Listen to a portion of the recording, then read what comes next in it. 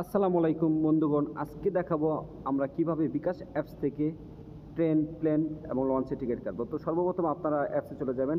অ্যাপসে যাওয়ার একদম নিচে আপনারা আসবেন। নিচে আসার পর দেখবেন টিকেট ও ট্রাভেল লেখা আছে, সেখানে আপনারা ক্লিক করবেন। দেখবেন এখানে অনেকগুলো অপশন আছে। সো আমি এখন বিমানে টিকিট কাটবো। সো বিমানে ক্লিক করলাম। এখানে অনেকগুলো অপশন আছে, আপনারা যে কোনো জায়গা থেকে আসলে টিকিট ক্রয় করতে পারেন। আমি গোজাইনে চলে গেলাম। গোজাইনে যাওয়ার পর ঢাকা টু কক্সবাজারের জন্য আমি সার্চ করলাম। অলরেডি দেওয়া আছে, তবু আমি আবার আপনাদের দেখানোর স্বার্থে দেখালাম। সার্চ অপশনে গিয়ে গোজাইনের থেকে তো দেন এখানে আমি অলরেডি সার্চ করে দিয়েছি। দেখতে পাচ্ছেন যে এখানে ইউএস বাংলা এয়ারলাইন্স আছে, এয়ার এক্সট্রা আছে, ঠিক আছে, অনেকগুলো অপশন আছে।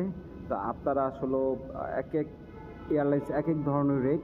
তো আপনারা যেখানে ভালো লাগে সেখান থেকে টিকিট ক্রয় করতে পারবেন। ধন্যবাদ। আসসালামু আলাইকুম।